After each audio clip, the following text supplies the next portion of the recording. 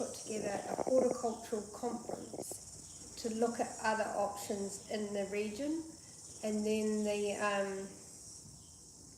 within that there was a research paper discussed that talked about the potential of grape growing within the region. So there's 4 reasons why we can grow grapes here. Low rainfall, so we sit at about 700, maybe 750 mils a year, which isn't a lot. So we're one of the drier areas in the North Island, so we're a tiny wee microclimate. Soils, so this is our free draining alluvial soil. So basically we're sitting on a terrace that's an old riverbed that's been uplifted maybe thousands of years ago. So very free draining, terrible land for farming. And then climate is a key thing about how we work. So today is a good example. So we're going to get quite warm. So we have hot days and cool nights. So that diurnal shift is really, really important for the way our grapes ripen. Like we're at the key ripening time now. So this is, Julia's kindly picked us a bunch of grapes. Those are very ripe. I know that they're not. They're a bit firm, so we're still 2 or 3 weeks away. But this is, an example of, a nice tidy bunch of Pinot. But give us a couple of weeks and it will be something delicious. You're welcome to try it so that you know that we are not ready. Can I ask a question? Was your family very confident that this would be a good place to make wine, or did it seem like a big risk? It was a risk, complete madness. Yeah. But Clive was a shear milker, like a dairy farmer, and was looking for something new. So Atarangi means new beginning, new dawn. So this is our new beginning. And then wind is also a key factor of Martinborough. So we are, at the moment it's beautiful, nice little bit of breeze, but often it can quickly change and be really wild. And so what grows here needs to be able to cope with the wind. So we've had quite a windy spring and summer this year so far. Yeah, a few really crazy days. But that kind of helps in the vineyard. At this time of year, that dries out the soils, it dries out the skins, a bit more sort of tannin structure there. Yeah, we've had a bit of rain, so you can see the grass needs a mow. That's a little bit unusual, but we're okay if by chance we don't have any more rain for about 4 weeks to 6 weeks. It'd be marvellous. Yeah. But that's probably enough to, give the vines a bit of a drink, a bit of nourishment, and then carry on from there. It's a bit like with your vintage.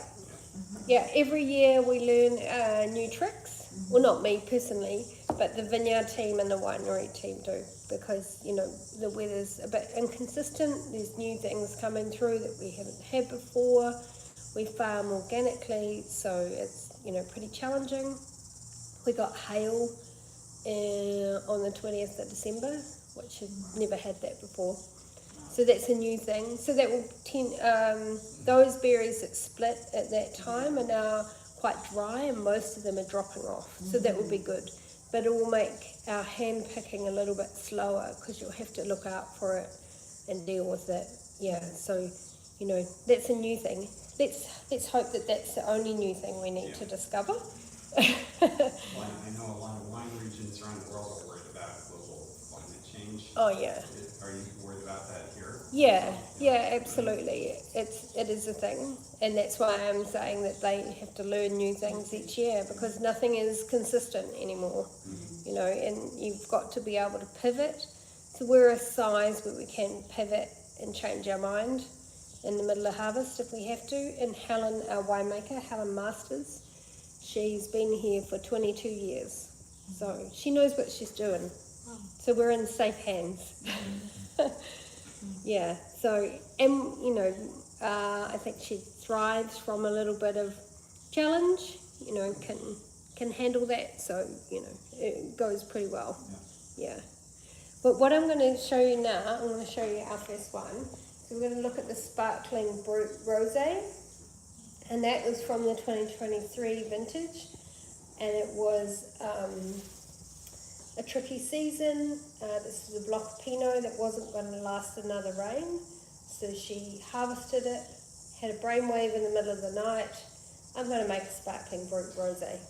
So this is the first time we've done it because we primarily want to make Pinot Noir, but this was a complete pivot she had to do in the middle of vintage.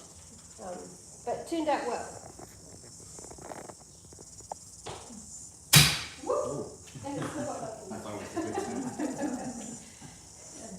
So yeah, this is our dry fruit rosé.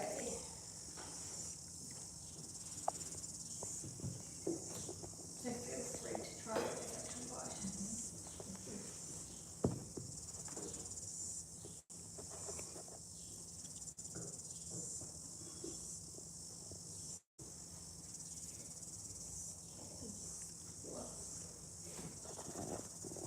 So what did you think of those Pinot Noir grapes? Yeah. Oh, are they already? Yeah. Are we closer than we think? That'd be amazing. No, I was wondering about the difference between a table grape that you eat and a wine grape. Those are delicious. They're much more flavorful, aren't they? Well, one is we don't fill them with water. You know, we keep them lean. They're smaller, so there's that lovely concentration and yeah, and completely different flavour profile. Yeah. So try the Brut Rosé, 100% Pinot. It's dry, it's crisp. It's like that first kind of flush of raspberries and shortbread that you have at the beginning of summer. ピノノワールだけで作ったロゼスパークリング。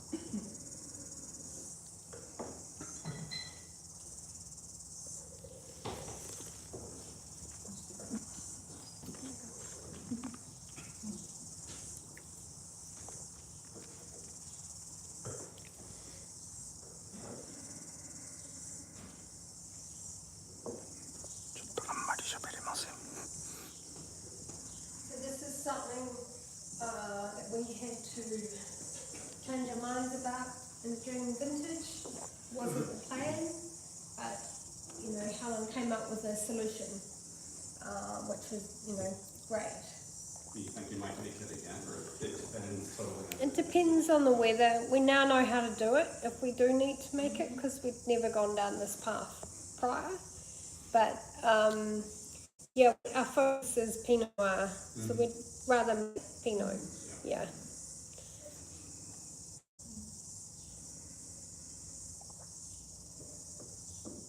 How long do you mature on lees? It was in barrel for about 9 months. So it was fermented in aged barrels and then stayed in the barrels, and then we did the Prosecco method, Charmat. Yeah, so secondary fermentation under pressure. Yeah.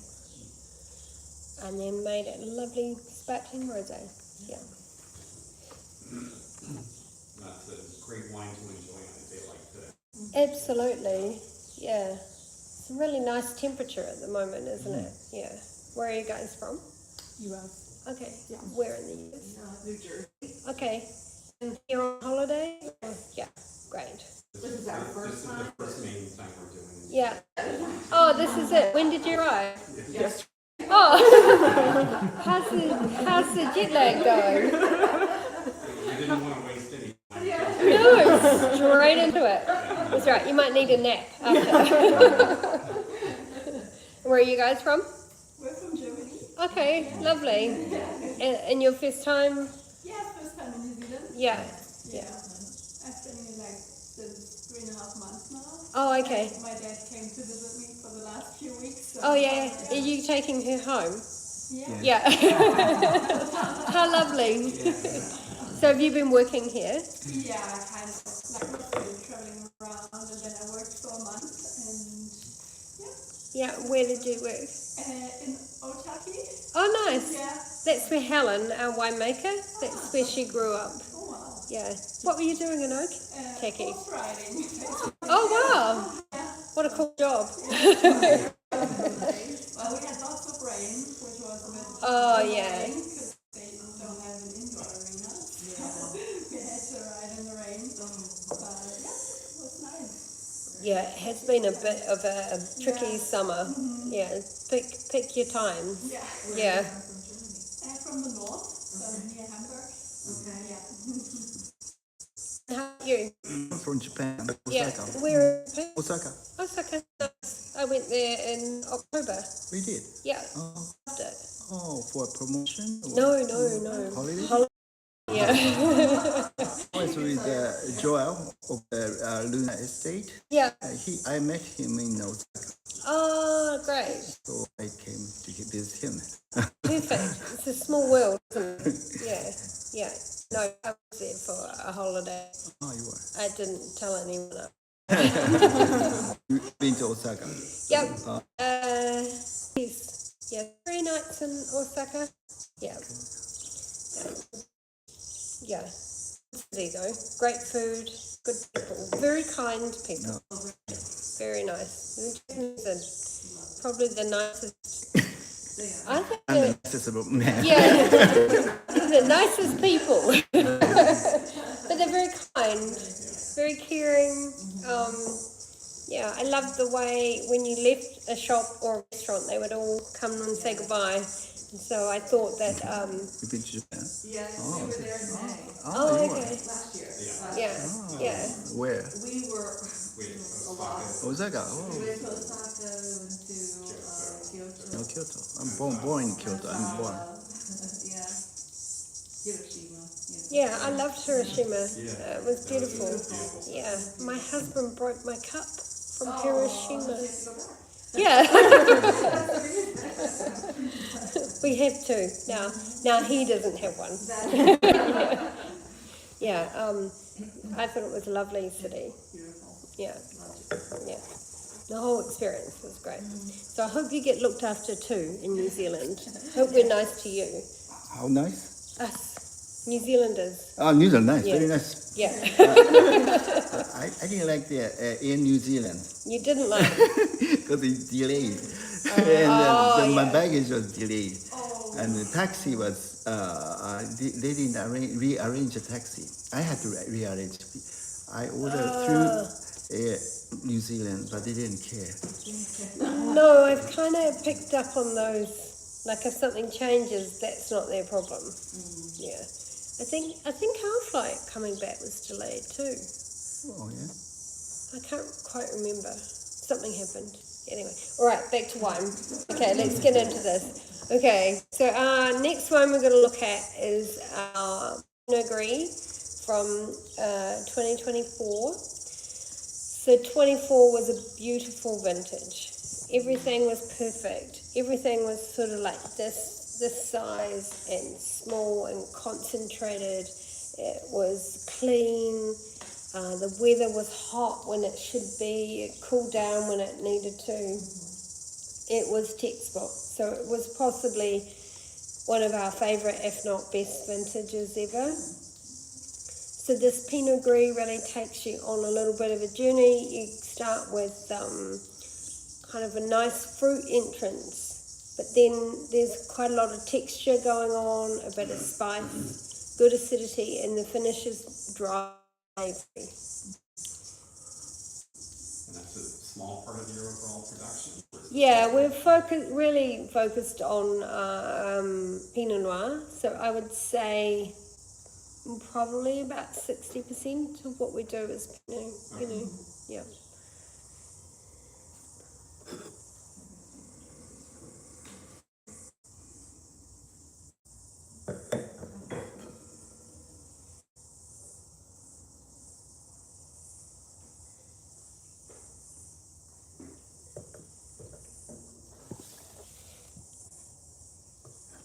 It has a nice balance. Yeah, Yeah, very well balanced. It's retained the acidity, doesn't finish sweet, so it just really takes you on a bit of a journey, and very good food wine. Yeah.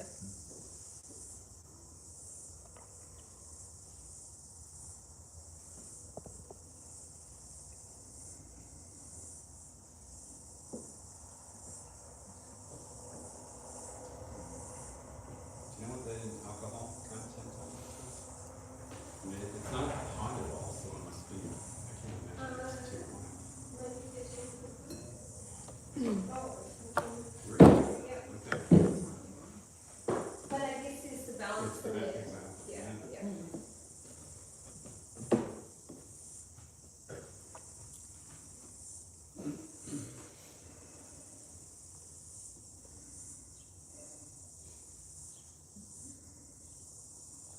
Yeah, and there's a wine that you could drink now, or if you're interested, you could allow it to age. You know, that is definitely something that we see that we can do with our Pinot Gris. Just kind of around the way that Helen treats them and the structure that they have means they can handle being aged. Yeah. Which isn't really a normal thing to do for New Zealand Pinot Gris. Yeah. So ideally, would you like to try this again in 5 years or 10 Yeah, years? yeah. What I find happens, it becomes a little bit more textural, more silky and a bit more sort of viscous over a bit of time, just with the weight that it carries. And then it's a little bit more fun. It's very nice. Yeah.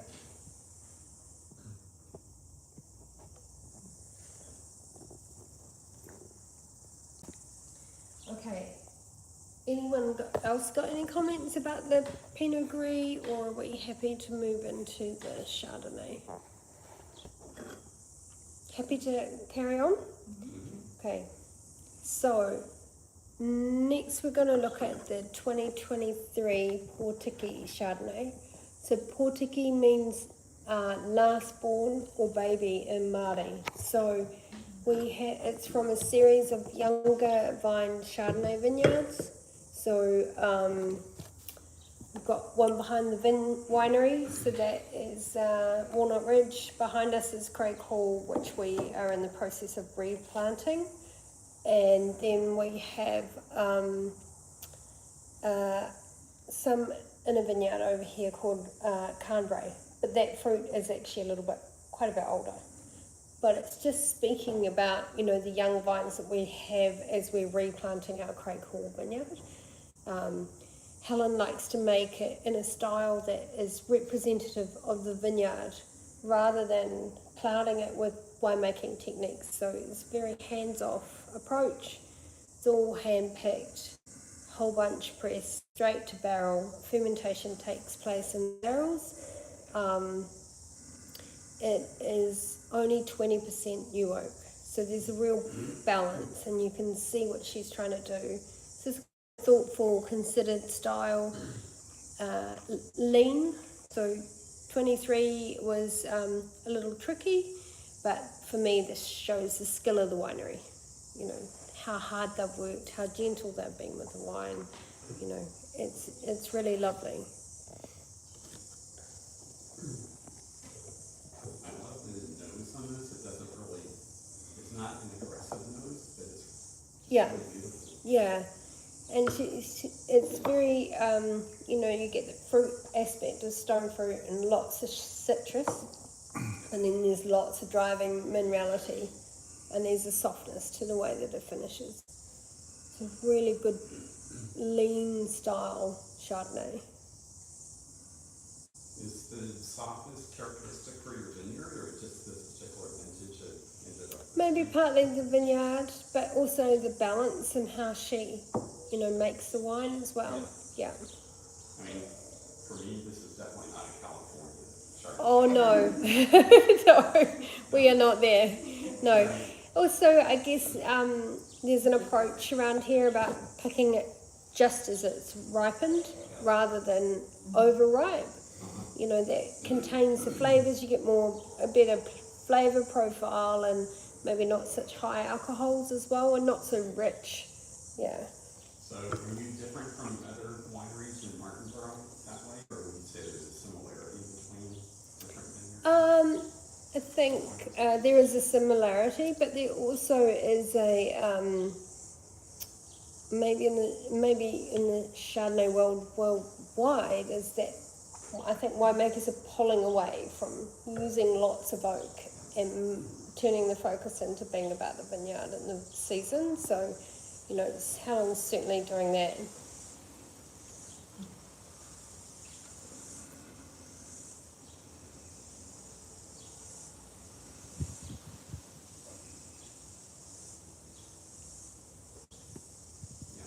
Wonderful balance. Yeah, yeah. So imagine that with, you know, spaghetti a la vongole with clams and spaghetti and just nice and lean, that slightly salty saline coming through.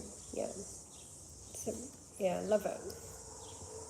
Well, I like you're right about the minerality and the salty aspects of it, but I wouldn't confuse it with the Chablis either. It's its own thing. Yeah, yeah. I think there's a bit of a sense of place too about where it's from, that it's from Martinborough. Yeah.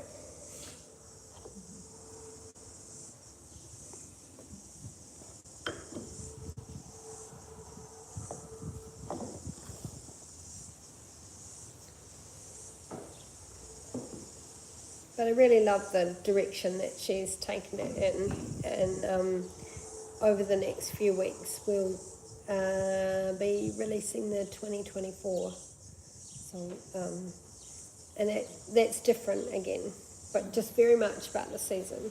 Yeah. So did she make her own decisions about winemaking, or did Yeah. So your family just says, do your own thing, what you think is So the way it kind of works these days is she's in charge of all the winemaking and overseeing of the viticulture alongside Ian, who runs the vineyard. And then, so the family still owns it. So Clive, Phil and Ali still own it, but Clive and Phil are both retired now, and Ali is running the business. So, but Helen is very sort of independent and in her winemaking decisions. Yeah. She's not going to have us knocking on her door saying, I want you to make sparkling bubbles again. Well, she's pretty fortunate that way. Yeah, well, you know, we're very fortunate to have her dedication, and, you know, she's now a grower for us as well as our winemaker. Yeah. So, you know, that's a special relationship. Yeah. All right, so let's get into the world of Pinot Noir. So this first wine is the 2024 Crimson Pinot Noir. So the first of our Pinots from the 24 vintage. So 24 as a season, beautiful clean fruit. Like, look at how clean this was. That's a really good example of what 24 looked like. Really small little hand grenades of Pinot, just pop in your mouth. So small berries, great flavour profile. It's really energetic and bright. Lots of lovely spice, but savoury. So it's a very approachable Pinot Noir that you can have anytime and anywhere with anyone. You know, there's a real flexibility and a sense of joy about this wine. Yeah.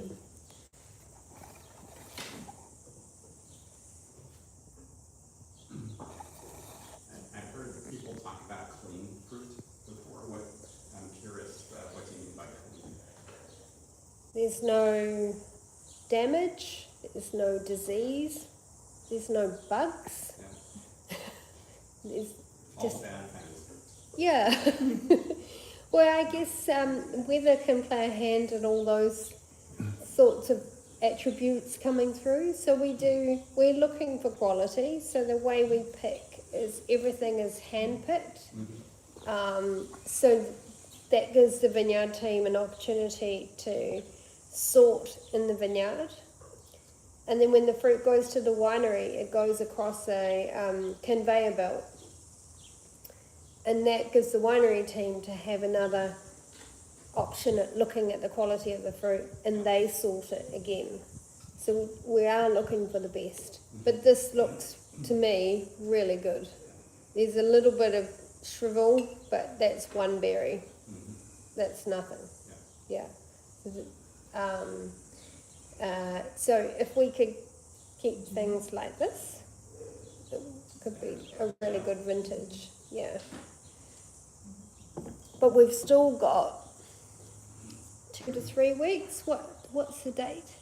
Today's the 10th 10th. of February. Yeah, so the 10th of February. Harvest is at the end of March.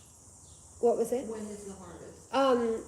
In about 3 weeks. Okay, so Yeah. end of March. Normally we start about the 10th of March, but there was talk around Christmas of it being at the end of February. But we had a couple of weeks of tricky weather. It got cool and a bit wet, so we will see how that evolves from here. Yeah.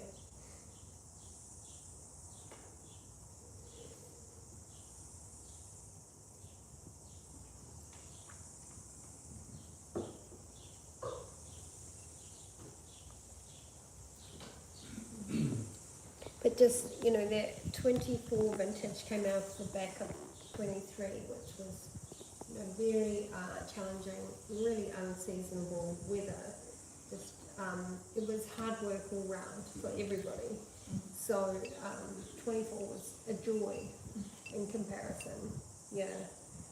But that's, what the weather's doing. You've just got to roll with it. You still have to make something whatever year it is.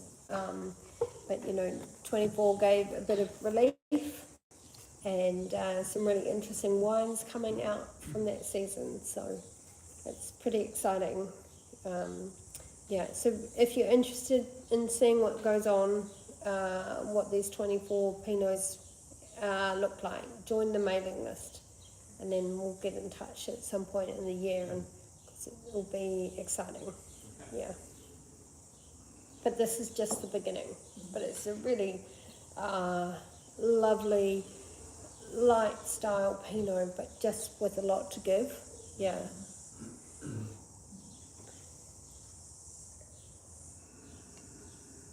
I'm kind of curious of the different regions within New Zealand that have a reputation for producing Pinot Noir. How would you describe Martinborough as being unique? What are the aspects of Martinborough that So, a diurnal shift. It's quite big, but it's not that big. The fact that we get the drying nor'wester winds as well, but also one of the key things is that we still get southerlies every 10 days or so, which we don't like in summer, but it's very good for the vineyard because it takes the pressure off the heat and slows it down. So we are completely exposed to the south. There's no landmass or anything between us and Antarctica. So, that still comes through, and that I think is a little bit of a secret weapon.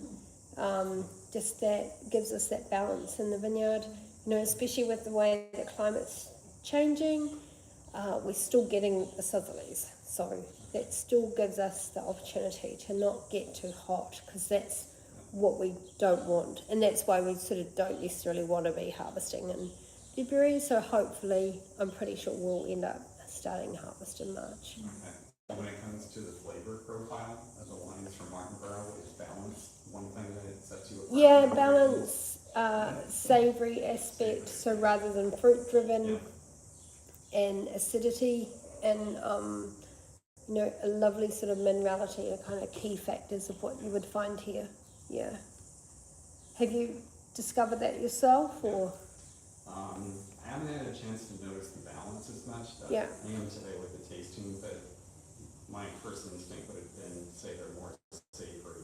Yeah. Than other regions. Yeah, I think so, and I think it's all about that weather patterns we get. Yeah, it allows us to keep that balance and make it more about the savoury aspect rather than really fruit driven. Yeah. And for me, Hawke's Bay or Marlborough would be more fruit driven. Not that there's anything wrong with that No. necessarily there. I really enjoyed it. Yeah. For a conference. Yeah, yeah. Okay, so everyone liked the crimson? Yes. Okay, so when you're ready, I'm going to grab another Pinot and we'll have a look at what that is. So we're going to look at the Aotearangi Pinot Noir. So that is our flagship Pinot from the 2022 vintage. So quite different, but very classic Aotearangi, and it really, all the old vineyards make up this wine, whereas crimson is all the younger vineyards that sit around the 20-year mark, whereas the Aotearangi is more 30 plus. Yeah.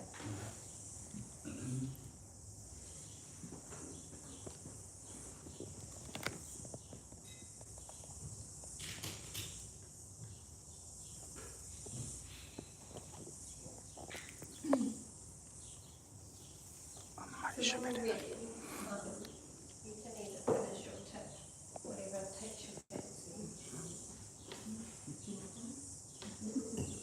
No rush.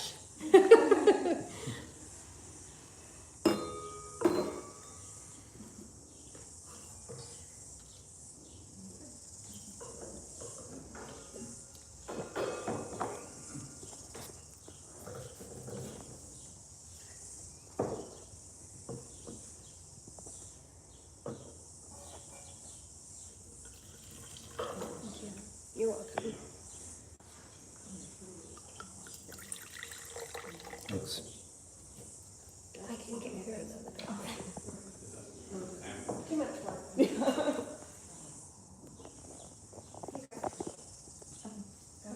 You're okay. No, you're fine.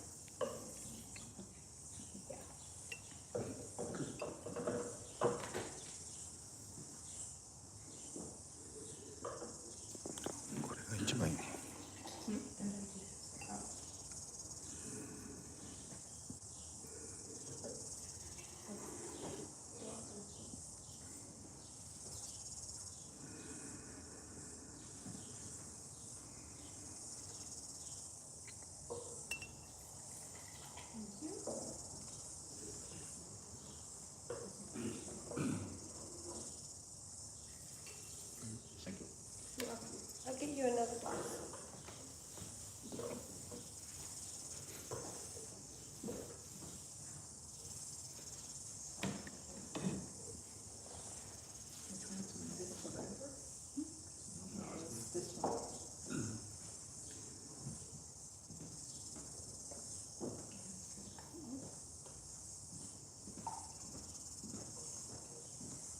You poured me already. You poured me. Yeah, you did. Oh, good. I'm glad you know what's going on. Oh, did I start with you and then go around?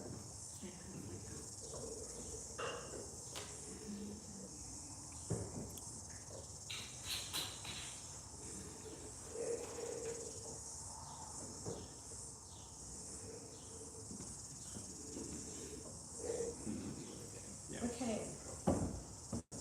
So this is the Aotearangi Pinot Noir. So this is a wine that we're known for. This is sort of who we are, where we've come from, all the old vineyards that were planted through the 80s and the 90s. So this map here is all the red vineyards are all the old plantings. I can pass it around for you. So this is what makes up this wine. Yeah, so it's about age of vine. So for me, the 22 vintage started with a cooler autumn, and autumn started earlier, sort of like mid-February, about now, which we like it to be a bit warmer than that. So the result was a longer, slower ripening time, perhaps more mid-March rather than the beginning. And you just really get that more depth, straight away savoury. There's no debate about that. Very earthy, the real aspect of forest floor and undergrowth, but there's good balance. The fruit kind of sits in that mid-palate, and then it's driven by good tannin structure, but also that minerality that just sort of sits in the background.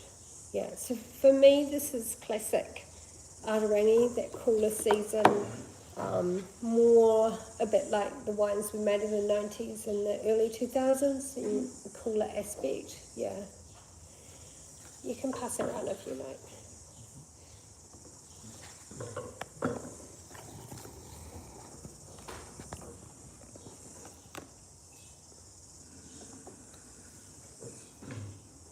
So really, a beautiful wine just totally speaks about, you know, what we do, who we are, how we nurture the land, you know, all those different aspects.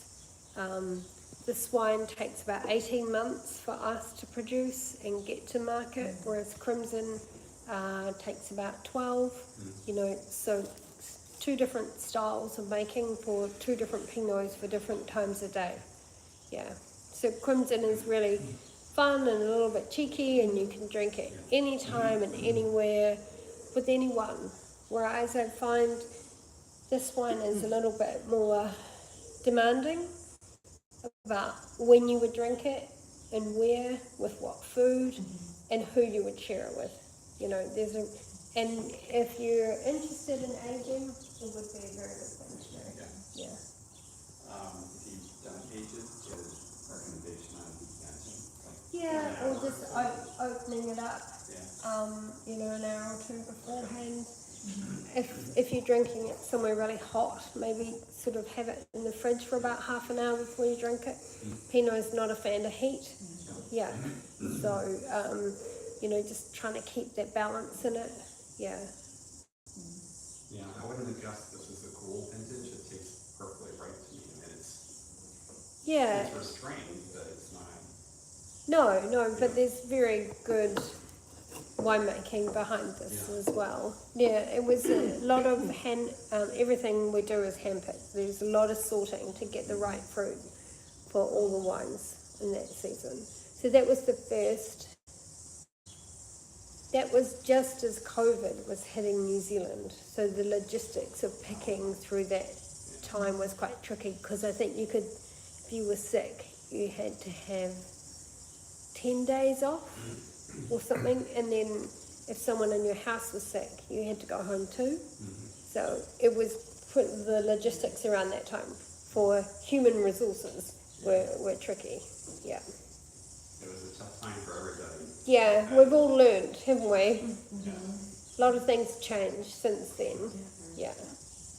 Yeah, absolutely. So, you know, we manage the vineyards a bit differently now. So we have our core group of pickers and team of about 6 people. And then we have another layer that are locals, and they come back mainly for picking, but they come every year. So they know what to do, and we're not having to retrain them. And then and then occasionally for bigger picks on different vineyards, we might use contract gang. So just looking after our human resources a bit easier, you know, that kind of stuff, and putting people in the right place. Yeah. And just not having too many people to manage. So in the past, I think pre-COVID, we would have had a picking gang of about 20-25 people. Now we do about 15. Yeah. So just managed to learn some things about rethinking about how you do it. Yeah. No matter what business you're in, management is always a challenge. Yeah. Yeah, absolutely. Right. Would you like one more Pinot? Sure. That was quick. I'll be back in a minute. I'll go and grab something from the room.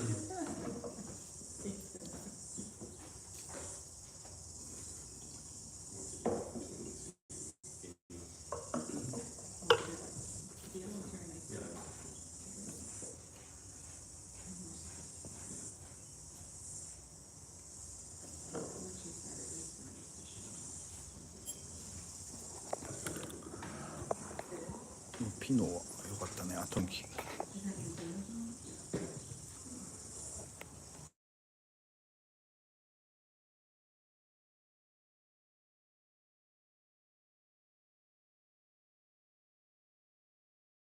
なるほどね、もうね、うるそうっぽい。 The Chenin Blanc. The second one we had got some 人が多いからね、あんまり喋れない。近い。 Anyway, so second one is the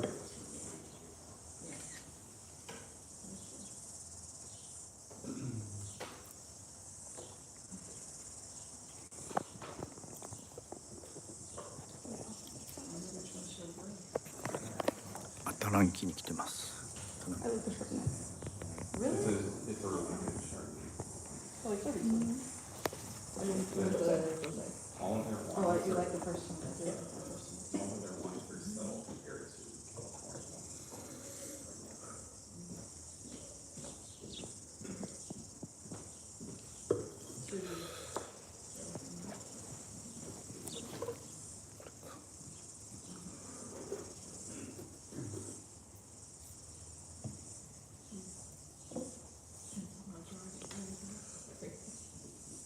Yeah, I'm trying.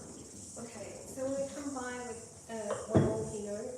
So this is our master's Pinot Noir.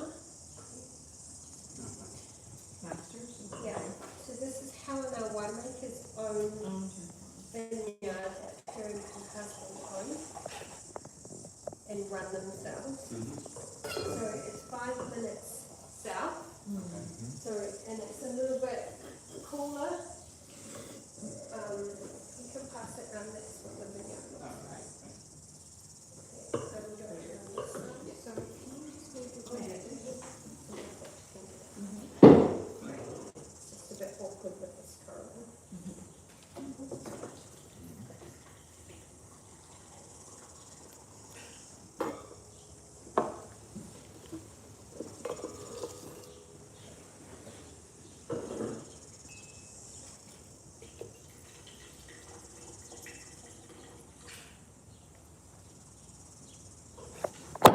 Sorry.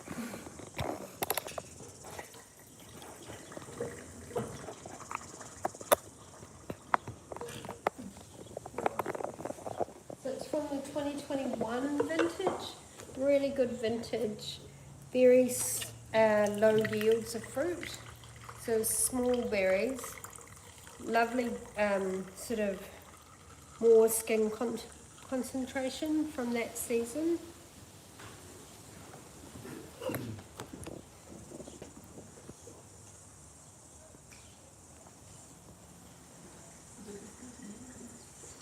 Nothing.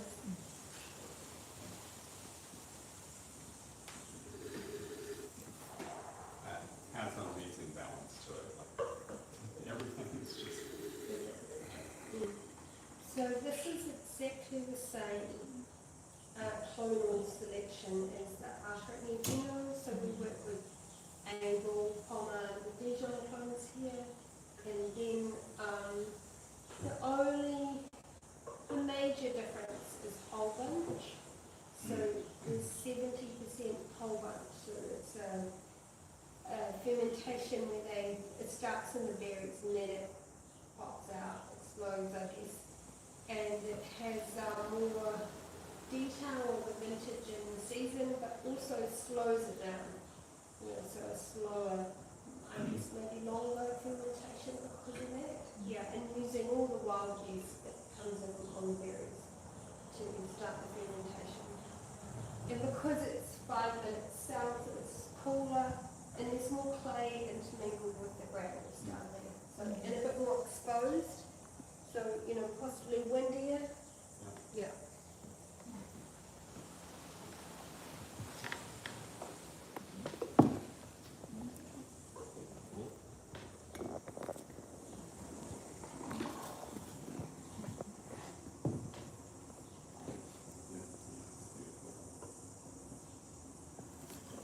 So over the past few vintages, so 2020 and 21 especially, we started looking at more single vineyard Pinot Noirs. You know, with Helen being here for 22 years, there's a lot of knowledge within her head, you know, that can be shared. So there's this a bit more detail, just honing in on how different blocks are, even though they're the same clonal selection, soil are really similar, but just how they're all kind of showing their own identity over time. Yeah. Do you ferment the different blocks together, or do you ferment them separately? Everything goes separate, so it comes in separate. Okay. So, like this vineyard out here, it's the home block, but we have 2 different clones of Pinot Noir out there, so they'll come in on their own. So the clone 5, that's normally one of our first picks, and then the Able clone will come a few weeks later. So that comes into the winery and goes into one of our tanks, ferments, depending on what Helen's doing, whether she's doing the bigger tanks or the smaller batches. And then heads off from that point after being pressed into the barrels. It kind of takes the name of the tank and carries on through the process. And then about, so this would come in about March, and then November, December, January sort of time is when they start to look at the blend on how it's all coming together and, you know, what direction she wants to go in. Yeah. So it's a long process. Yeah. I also wanted to ask you, I know there are a number of different producers in Martinborough. Is it very competitive? Not here, at all. where everyone cooperates and shares? We're a real community. Yeah. We're pretty inclusive and work together. The kind of 4 founding wineries work together, and that kind of ethos has spilled out through the generations. And it's really important when we're like 3% of New Zealand's whole production that we work together. Yeah. So very much a united front. Yeah. That's great. Yeah.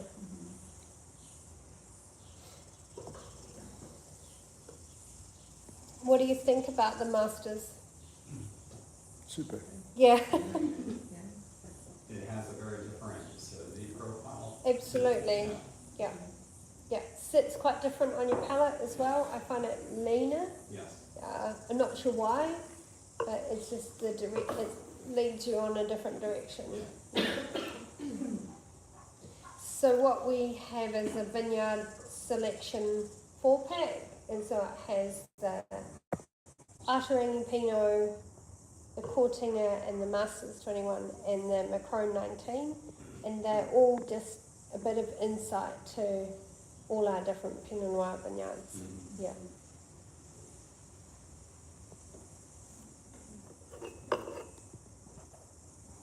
I'm hiding behind the bottles now.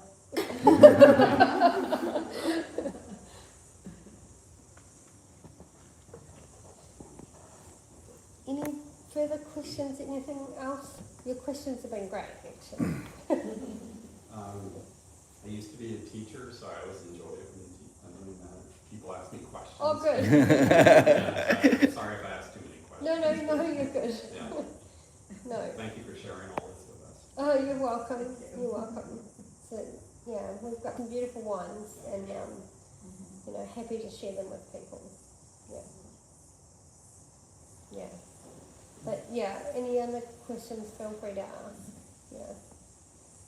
But I have gone down the Pinot Noir rabbit hole this afternoon. Yeah. Well, that's why I'm That's here. why so we're I'm here. I'm glad you did that. Yeah. Yeah, so, you know, it's exciting what's coming, you know, looking at the condition of that fruit now, and, you know, that we've got 2 or 3 weeks, and then we're into it. Yeah. Plans to expand, or are you happy with where you are? No, I think now's, you know, the sustainable size. Yeah. We don't need to do world domination. Yeah. We just need to do what we do really well. Yeah, and so getting bigger, you know, that's not really the answer. Yeah. I am familiar with some wineries that are into world domination, and I think you kind of lose your way when you do that. Yeah, I think wherever a size that we can still be true to ourselves, still be true to what we've set out to do, and that is to make great Pinot Noir firstly, but great wine. And you don't want to lose that opportunity because you're too focused on getting, more than anything, we're probably just getting a little bit smaller as time goes on. Yeah, and it's a pretty difficult market to be in at the moment. You know, there's a complete cycle change in how much wine people drink. The younger generations, there's so many options, and there's also quite a few coming through that don't bring wine. So you've got that, recessions around the world, you know, climate change. There's a lot to handle. Yeah. Having said that, I have a little bit of difficulty finding your wines in the United States. Yeah. Do you ship most of your wine to Australia, or do you keep it to yourself? In So we've got 28 markets that we work with. US, we don't have an importer currently, but and that is possibly good for us at the moment. But K&L in San Francisco import it directly, so you can get it through them. Okay. And then there's also the option of Wine Collective Direct, so they ship wine to the US. So it's a website. I'll give you the details. Yeah, and you can go in there and you purchase our wine and build a case and then ship it home. Okay. Yeah. Is that based in New Zealand? Or Yeah. It is, okay. Yeah. So, and the same with Germany, you can do that. We also have an importer in Germany that you can purchase directly from as well. Yeah. And Japan we export to as well. So, so it's it should be getting easier. Yeah. But the US has been a little tricky. Yeah. I can see you trying not to laugh.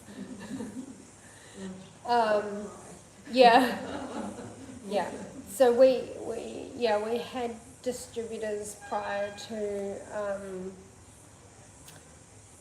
COVID, and then after that, I don't think they made it through COVID, and so then we just partnered with K&L and shipped directly. They import it themselves through another party, and that's the way we'd service that. But the Wine Collective Direct is a great option. Yeah. I'll get you. The website said is Wine Collective. Wine Collective Direct. Okay.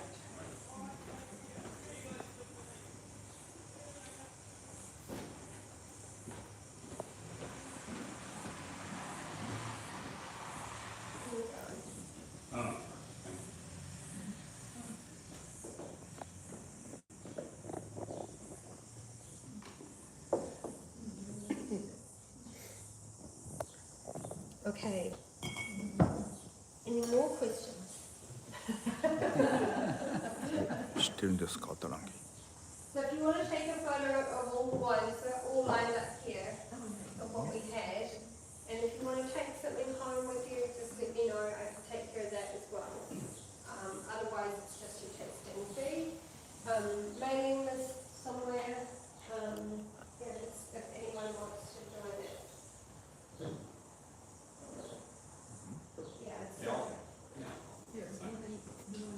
We don't tell you, so don't worry. We won't send you an email every day.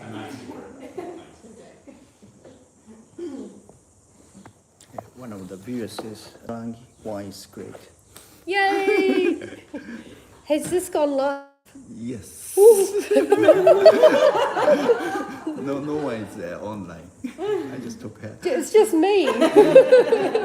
Scratch You my head. permitted, you permitted, I asked I you. know. I did get self-conscious No one's halfway, online. so then I started looking elsewhere. It's all right.